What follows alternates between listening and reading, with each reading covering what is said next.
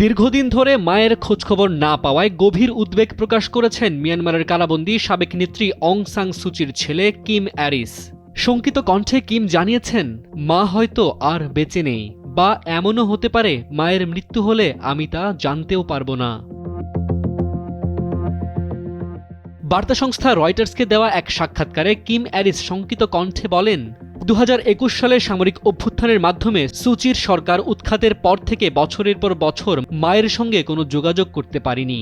80 বছর বয়সী সুচির হৃদযন্ত্র, হাড় ও মাড়ির নানা সমস্যার কথা মাঝে মধ্যে সূত্রের বরাতে জানতে পারলেও নির্ভরযোগ্য কোনো তথ্য পাইনি।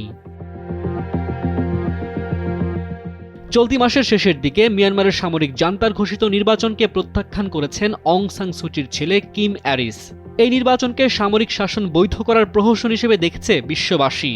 তবে কিম অ্যারিসের মতে এই প্রক্রিয়া তার মায়ের অবস্থার কিছুটা পরিবর্তনের সুযোগ তৈরি করলে করতেও পারে। ডেস্ক রিপোর্ট, সময়ের আলো।